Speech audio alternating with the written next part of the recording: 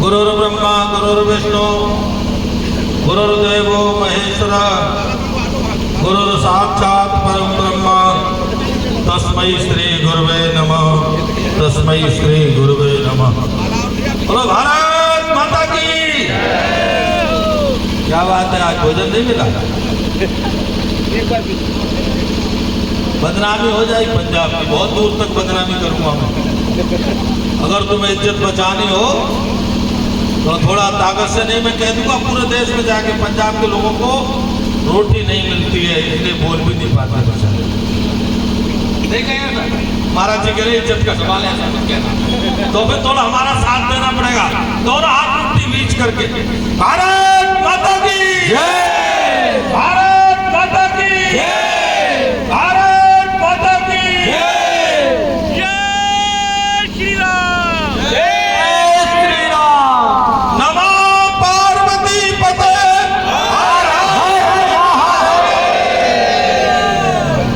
भाई अब तो मुझे पूरे देश में पंजाब की तारीफ करनी पड़ेगी।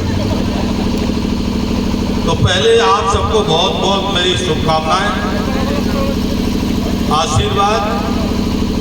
भगवान आप पर ऐसी कृपा सदा सर्वदा बनाए रखे। भाई मंच में भी थोड़ी देर शांति रखेंगे। हाँ जी, मंच वाले भी आप थोड़ा शांत लो। हम सभा में हलचल नहीं होने देते। हलचल करनी हो जिसको वो जा सकता है आराम से, जिनको हमारी बात समझ में नहीं आए वो भी जा सकता है, लेकिन यहाँ गड़बड़ नहीं करेगा। थोड़ी देर ही रहना है, मेरा और कार्यक्रम में मुझे जल्दी भी जाना है, इसीलिए स्वयं मुझे आग्रह किया है।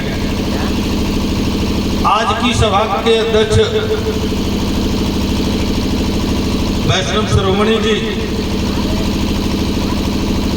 इस कार्यक्रम के संयोजक श्री महंत पूज्यपाद स्वामी बंसीदास जी महाराज, सारे काम अभी याद आते हैं। सत्यव्रतानंद जी आप भी बैठोगे? सत्यव्रतानंद जी आपके लिए भी कहा जाता है, आपको भी कहा जाता है, बैठो आप।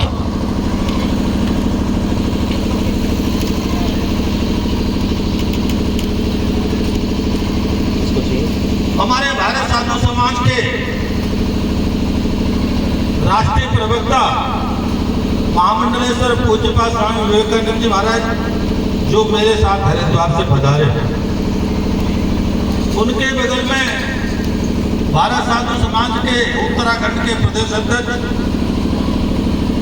महंत स्वामी सत्यव्रतानंद सरस्वती जी महाराज हैं। मेरे साथ और मेरे शिष्य महंत स्वामी प्रज्ञानंद गिरी जी महाराज, जो भारत साधु समाज के उत्तराखंड प्रदेश के उपाध्यक्ष हैं, उनके ही कृपात्र भैरवानंद जी महाराज इस कार्यक्रम का बड़े सुचारू रूप से संचालन कर रहे हैं। और मेरे बहुत पुराने परिचित, मैं तो ये सोच रहा था ये ऋषिराज नाम का आदमी कौन है वहां पर। ये हमारे बड़े प्रिय हैं। अखाड़ा का जो निर्मल अखाड़ा है तेरे अखाड़े में से, उनके श्री महंत हैं पूज्य स्वामी ज्ञानदेव सिंह जी महाराज, उनके कृपा पात्र हैं महंत स्वामी ऋषिराज जी महाराज। मैं सबके नाम नहीं जानता हूँ और पंजाब के जालंधर में पहली बार आया हूँ, तो मंच पर सभी विराजमान महापुरुषों को मैं दंडवत करता हूँ, ओम नमो नारायण करता हूँ। आप सबका मुख से नाम नहीं लिया है, लेकिन आप भगवान के स्वरूप हैं। आप सब मेरे हृदय में पधारते हैं और इसी प्रकार हृदय में पधारते रहे, ऐसा मेरा निवेदन है। दूर दूर से आए हुए भक्तवृंद, माता और बहनों, आप हर साल यह उत्सव मनाते होंगे, क्योंकि गुरुजन शताब्दी समारोह के नाम से कार्यक्रम है। इसका मतलब है 100 वर्ष शताब्दी समारोह को पूरे हो रहे हैं। उसमें प्रथम महंत हुए हैं पूज्यपाद स्वामी रामदास जी महाराज, द्वितीय महंत हुए पूज्यपाद स्वामी महंत गंगादास जी महाराज, और तृतीय महंत हुए सरयूदास जी महाराज और चतुर्थ महंत हुए पूज्यवा स्वामी भक्तिदास जी महाराज। इन सबको मैं नमन करता हूँ, श्रद्धा सुमन समर्पित करता हूँ, वंदन करता हूँ, इनका अभिनंदन करता हूँ। पंचम बैठे ही हैं, इनको भी मैं बहुत बहुत पूज्यपाद स्वामी बंसीदास जी महाराज को बहुत बहुत मैं शुभकामनाएं देता हूँ कि इतने वर्षों से, सैकड़ों वर्षों से जो परंपरा चली आ रही है उस परंपरा का ये निर्वहन कर रहे हैं और इस परंपरा को लंबे समय तक ये भी निर्वहन करें। ये लंबी आयु हो, दीर्घायु हो, चिरायु हो और आप सबके बीच में इस परंपरा का यश और सम्मान बढ़ाते रहे। वास्तव में महापुरुषों को श्रद्धा सुमन समर्पित करना, आपको हमको लगता होगा कि हमने उनके मूर्ति पर कुछ पुष्प चढ़ा दिए और श्रद्धा सुमन समर्पित हो गए। ये वास्तव में प्रतीक है, ये श्रद्धा सुमन समर्पित नहीं है। वास्तव में हम किसी महापुरुष को जब श्रद्धा सुमन समर्पित करते हैं तो हम उनसे प्रार्थना करते हैं कि प्रभु आपके अंदर अनेकों सद्गुण थे और आप संत भगवान हैं, तो वह सद्गुण मेरे हृदय में इस शरीर में विराजमान हो। आपने अपने सशरीर रहते हुए आपने मुझ पर बहुत कृपा की। शरीर में रहते हुए कई बार हम लोगों ने उनसे आशीर्वाद लिया होगा, कई बार और अपनी दुख व्यथा बताई होगी, उन्होंने उसका समाधान किया होगा, हम पर कृपा की होगी। तो ऐसी कृपा जो की है उसकी हम हृदय से कृतज्ञता प्रकट करते हैं। क्योंकि जीवन में एक बात याद रखो, आप जीवन में कभी कृतज्ञ मत बनना। अगर किसी के किए हुए उपकार को कृतज्ञ कहते हैं, अगर किसी के किए हुए उपकार का बदला न दे सको, नियम तो यह है कि किसी ने हम पर उपकार किया है तो हम उसके उपकार के बदले में कुछ दें, कुछ करें। लेकिन आप अगर नहीं कर सके तो कम से कम हृदय में कृतज्ञता का भाव रखना और यह भाव रखना कि आपने हम पर बड़ा परोपकार किया है। इस परोपकार का हम बदला तो नहीं देने में सामर्थ्य हैं, लेकिन हम आपके उस परोपकार के लिए कृतज्ञ होते हुए आपको वंदन करते हैं, अभिनंदन करते हैं। ऐसा हृदय में भाव रहे। इसीलिए महापुरुषों का ये शताब्दी समारोह मनाया जा रहा है। उसी क्रम में हम आए हैं और हमको उनका आशीर्वाद सहज रूप से मिल रहा है और यह आशीर्वाद सदा सर्वदा मिलता रहे, ऐसी भगवान से हमें प्रार्थना करनी चाहिए। दूसरी बात मैं कह रहा था कि जीवन में कृतज्ञ न मत बनना, किसी के किए हुए उपकार को भूलना मत। संतों का तो इतना उपकार होता है, इतनी बड़ी कृतज्ञता होती है हमारे ऊपर संतों की और गुरुओं की कि हम जीवन भर भी चाहें, जीवन भर हम उसका बदला देना चाहें तो हम संतों की कृपा से और गुरु की कृपा से पूर्ण नहीं हो सकते। महाराज, हम सारे जीवन गुरुओं की सेवा करें। ये तो गुरु भूमि है, पंजाब की भूमि ऐसी श्रेष्ठ भूमि है जहाँ एक नहीं अनेकों गुरुओं ने बलिदान दिया। यहाँ एक नहीं अनेकों गुरुओं ने अपना सर्वस्व इस देश और समाज को बचाने के लिए न्यौछावर किया। और मैं तो उसे दूसरी भाषा में कहना हो तो अपने बीच में महापुरुष बैठे हैं, हम सभी इस पगड़ी के ऋणी हैं। क्योंकि जब देश में हमको पगड़ी दिखाई देती है तो हमें अपने देश का स्वाभिमान दिखाई देता है। हमें ये पगड़ी हमको अपने देश के स्वाभिमान के लिए मर मिटने की याद दिलाती है। हमें ये पगड़ी देश की आन बान शान के लिए सर्वस्व निछावर कराने की याद दिलाती है, तो मैं अपने हृदय से जब भी मुझे पगड़ी दिखाई देती है मैं इसको वंदन करता हूँ, अभिनंदन करता हूँ। और इसलिए करता हूँ, मैं सारा जीवन में चाहूँ तो इस पगड़ी के बलिदान को मैं उत्तर नहीं दे सकता, क्योंकि इनका बलिदान इतना है।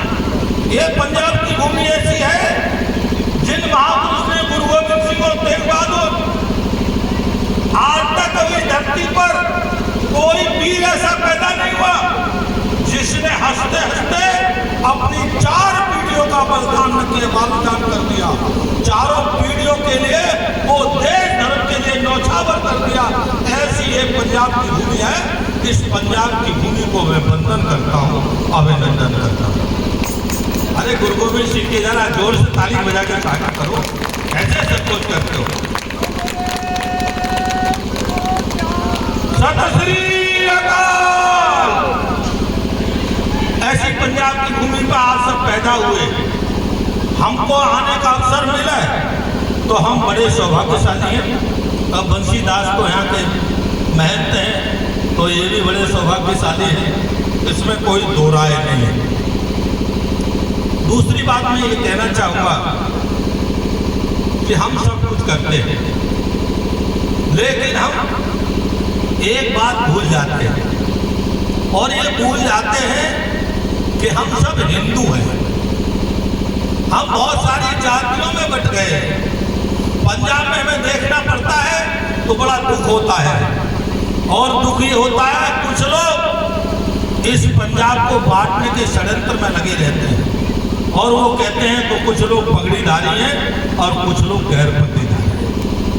देखो भाई, ये बात तो बिल्कुल भी ठीक नहीं है, क्योंकि हमें तो पगड़ी वालों को आदर दे करके, ये हमारे बड़े भाई है और हम छोटे भाई है, ये स्वाभिमान हमारा रहना चाहिए। इस भाव के साथ हम लोग काम करें, क्योंकि हम पगड़ी बांधते हैं अपने घर में तो किसको बांधते भाई, यहाँ तो पता नहीं, लेकिन उत्तर प्रदेश से हम जाते हैं पगड़ी का समारोह होता है तो हम उसको पगड़ी देते हैं जो घर में बड़ा भाई होता है, और उसको कहते हैं आज से पूरे घर की जिम्मेदारी तेरी है। तो पूरे घर की नहीं, पूरे देश की हमने इस पगड़ी को जिम्मेदारी दी है, तो ये हमारे बड़े भाई है, याद रखो। तो हमारा ये एक तो धर्म ये है कि हम इनको बड़े भाई जैसा आदर दें। दूसरी तरफ ये है कि इस पगड़ी का कुछ लोग अपमान करने पर तुले हुए हैं। कुछ लोग इस पगड़ी को शर्मसार करना चाहते हैं, कुछ लोग षड्यंत्र के पूर्व इस पगड़ी का जो गौरव है उस गौरव को झुकाना चाहते हैं। तो मैं आपसे आज निवेदन करूंगा, ये एक पगड़ी वाले और बिना पगड़ी वाले दोनों मिलकर के ये कहें हम दोनों भाई हैं और हम ऐसे मंसूबों को पूरा नहीं होने देंगे। इस पंजाब से ऐसे मंसूबों को उखाड़ के फेंक देंगे। वास्तव में गुरुओं को सच्ची श्रद्धांजलि है, हम दोनों मिलकर के षड्यंत्र को सफल नहीं होने देंगे। क्योंकि एक बात याद रखो, जिसके जीवन में अपने निज देश धर्म और जाति का स्वाभिमान नहीं है, वह नर नहीं, नरपशु निरा, वह मानव नहीं है जिसको अपने देश समान पर स्वाभिमान नहीं है। और इस स्वाभिमान के साथ हमको जीना चाहिए। यह अगर हम शताब्दी समारोह में आज ये संकल्प लेते हैं तो वास्तव में इन महापुरुषों को सच्ची श्रद्धांजलि है। और जब आप ये करेंगे, आज पूरे विश्व में एक स्थिति है, और एक स्थिति यह है कि कुछ लोग ये कहते हैं कि जो लोग इस्लाम को नहीं मानते, जो मोहम्मद को नहीं मानते, वो काफिर है। आज पूरे देश विश्व में यह पैटर्न चला हुआ है, जो इस्लाम को नहीं मानता वह काफिर है, और काफिर की हत्या करना ही धर्म है। क्या क्या है ये विचारधारा, एक तीसरी दूसरी विचारधारा है, मैं उसे तीसरी कहूंगा, इसे दूसरी कहूंगा। तीसरी विचारधारा है कि जो यीशु को नहीं मानता वह धरती पर शैतान है और शैतान को इस धरती पर रहने का अधिकार नहीं है हमारा। ये मैं अपनी बात नहीं कह रहा हूं, ये उनके यहाँ पढ़ाया जाता है, उनके स्थानों पर ये पढ़ाया जाता है रोजाना कि जो यीशु को नहीं मानता वो शैतान है और इस शैतान को धरती पर रहने का अधिकार नहीं है। तो देखो ये जो हिंदू नाम है, ये हिंदू उनकी नजर में या तो काफिर है या शैतान है। और हिंदू का क्या है स्वभाव? जो कभी हिंसा नहीं करता, जो कभी हिंसा के लिए सोचता नहीं, जो हमेशा सभी के कल्याण की सोचता है, जो कहता है सर्वे भवन्तु सुखिनः सर्वे सन्तु निरामया सर्वे भद्राणि पश्यन्तु मा कश्चित् दुःखभाग्। जो सभी के कल्याण के लिए सोचता है वह हिंदू है। तो हम सब हिंदू हैं, इस भाव के साथ आज जीने की जरूरत है। और ऐसी क्यों जरूरत है? महाराज जी थोड़ा सा जल्दी कर लेंगे। हाँ जी मान्यवर महाराज श्री आप श्रद्धांजलि दो और आ जाओ। ये महोदय भी बहुत अटकते हैं, ये पता नहीं कौन वहां। मेरा निवेदन स्वीकार, मैं बहुत दूर से चल के आया हूं और मैं आपके बीच में ज्यादा देर खुद नहीं रहना चाहता, मेरे पास समय नहीं है बिल्कुल भी, इसीलिए मैंने बंसीदास से निवेदन किया है। आप बैठिए आराम से, मैं चला जाऊंगा, उसके बाद खूब मिलते रहेंगे। मैं कहीं आपकी बाधा नहीं आने वाला, लेकिन आप कार्यक्रम में विघ्न डाल रहे हैं। केवल आपके कारण से पूरा पंडाल डिस्टर्ब हो जाता है। आप तो काफी बुजुर्ग भी है, सम्मान देते हैं, आपके द्वारा ये व्यवहार ठीक नहीं लगता। जो आता है उसको आप रोक लेते हैं, अरे ये सब ठीक नहीं है आपके द्वारा। मैं जानता नहीं आप कौन महापुरुष है, लेकिन ये आप ठीक नहीं कर रहे। संतों के बीच में अमर्यादा भाव है, संतों के साथ मर्यादित रहना चाहिए, तो आपको लाभ मिलेगा। आप सबको डिस्टर्ब करके, सब संतों को डिस्टर्ब करके आप लाभ लेना चाहें तो मानवर आपको लाभ नहीं मिल सकता। और मैं बड़ी सभा में कहता हूं, संतों को डिस्टर्ब करके या संतों की सभा को डिस्टर्ब करके आप आशीर्वाद नहीं ले सकते। आशीर्वाद आपको सहज मिल जाएगा, आप चुप रहेंगे, शांत रहेंगे। और जो आपके यहाँ अतिथि आए, एक तरफ तो आप मानते हो अतिथि देवो भव, और अतिथियों का आप ध्यान नहीं रख रहे, तो ये ठीक नहीं है। मैं बहुत ज्यादा आपके बीच में वैसे भी नहीं रहने वाला हूँ। मैं दूसरी बात जो कहते हुए अपनी बात खत्म करूंगा, एक बात रह गई है बस। पूरे विश्व में जहाँ दो धाराएं ये है, और एक धारा है वसुधैव कुटुंबकम की, जिसे हम कहते हैं सनातन, जिसे हम कहते हैं हिंदू। यह केवल हिंदू ही पूरे विश्व में चाहता है कि शांति रहे। यह हिंदू ही केवल चाहता है कि पूरा विश्व सुखी रहे। केवल हिंदू ही चाहता है कि पूरा विश्व निरोगी बने।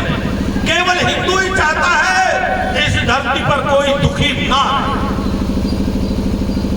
तो मैं आपको कहना चाहता हूं, हमारी जिम्मेदारी है, पूरे विश्व का हिंदू एक होना चाहिए। और पूरे इस विश्व का हिंदू एक होगा तो केवल हिंदू के इकट्ठे होने से पूरे विश्व की शांति वापस आ जाएगी। मैं गारंटी लेता हूं, अगर हिंदू एक साथ इकट्ठा हो जाएगा तो पूरा विश्व शांत हो जाएगा। हिंदू इकट्ठा रहेगा तो पूरे विश्व की मानवता सुरक्षित रहेगी। और अगर हिंदू इकट्ठा नहीं रहा तो पूरे विश्व की मानवता खतरे में है। आपको दिखाई देता है जिनके 57 देश हैं, वो रोज एक दूसरे को मारने पर लगे हुए हैं, कभी मोहम्मद के नाम पर, कभी गोली टोपी के नाम पर। और वो भी पता है उनका भी हाल है, वो ऐसे लुटेरे जाएगा कि उनको अगर पता लगे कि पड़ोसी देश पैसे वाला है तो वहां का राष्ट्रपति उसको रात में ही उठवा लेता है और बंदी बना लेता है। आज उसको भी आपको ध्यान रखना पड़ेगा। वो है केवल भारत का प्रधानमंत्री एक ऐसा है जो ठोक के उसको कहता है तुम होश में रहना, अगर बेहोशी में रहे तो होश लाना हम जानते हैं। केवल वह भारत से डरता है, लेकिन उसकी ताकत भी केवल वही है, हिंदू हम सब है। हमारे देश के प्रधानमंत्री की ताकत भी यह है कि हम सब इकट्ठे रहे, हम सब एक मन में रहे, हम सब अपने यहाँ कोई अशांति नहीं होने देंगे, हम अपने यहाँ कोई मानवता विरोधी काम नहीं होने देंगे। अगर कोई मानवता विरोधी काम करता है, देश को शांति से खतरा पैदा करता है, तो हम उसको धक्का दे करके समुद्र में पहुंचा देंगे या पाकिस्तान पहुंचाएंगे। ये योजना बना के रखनी पड़ेगी। मैं आपको इतने निवेदन करते हुए, बातें बहुत सारी हैं। मैं हिंदू रक्षा सेना का भी अध्यक्ष हूँ और भारत साधु समाज पूज्य जगत गुरु शंकराचार्य सदानंद जी महाराज जो द्वारका के हैं, वो इस भारत साधु समाज के अध्यक्ष है। भारत का बहुत प्राचीन संगठन है साधु होगा, उसको पुनर्जीवित करने के आदेश मुझे शंकराचार्य जी ने दिया है। उसी क्रम में मैं यहाँ आपके पंजाब में आया हुआ हूँ। कल मैंने परसों हरियाणा प्रदेश का भारत साधु समाज का गठन कर दिया है, वहाँ की प्रदेश की कमेटी बना दी है और कुछ सहयोग है या क्या है तो पता नहीं मुझे, लेकिन पंजाब प्रदेश का प्रदेश अध्यक्ष हमने बंसी पुरी जी महाराज को बनाया, हरियाणा प्रदेश का, और पंजाब प्रदेश का बंसी दास जी महाराज को बनाया। दोनों बंसी हैं, एक बंसी पुरी है और एक बंसी दास। तो इनको हमने प्रदेश अध्यक्ष नियुक्त किया है। साथ में इनके साथ में एक दूसरा महामंत्री हमारे निर्मल अखाड़े के हैं स्वामी ऋषि राज जी महाराज, जरा खड़े हो जाएंगे। इनको हमने महामंत्री के रूप में नियुक्त किया है। अभी मैं निवेदन करूंगा, आप दोनों खड़े हो जाओ, आप भी मेरे पास आ जाओ। इनको मैं पहले इनका नियुक्ति पत्र देकर इनको मैं सम्मानित करूंगा। ताली बजाओ जोर से।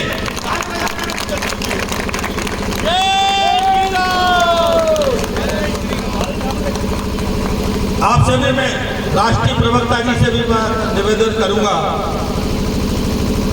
हाँ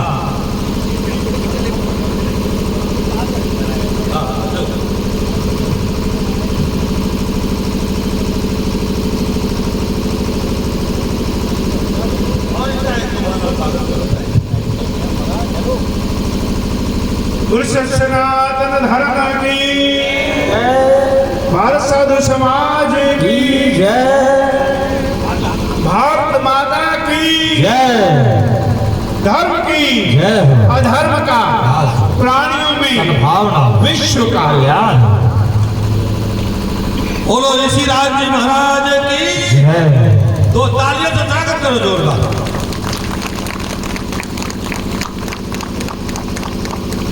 मैं इनसे निवेदन करूंगा 21 या 31 लोगों की प्रदेश कार्यकारिणी बनाने और साथ साथ में पूरे जिलों का, पंजाब प्रदेश के सभी जिलों का गठन करा।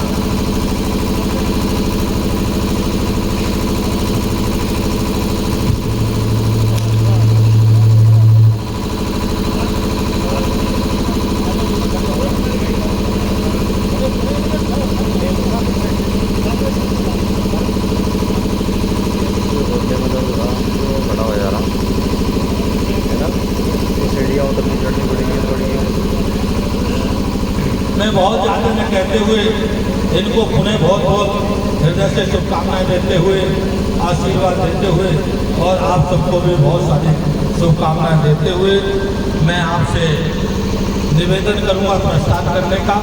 अभी यहाँ से थोड़ी देर में मैं चला जाऊंगा और मैं अपने वाणी को विराम देता हूँ और बाकी जो संचालकों को जो काम करना है कर सकता हूँ।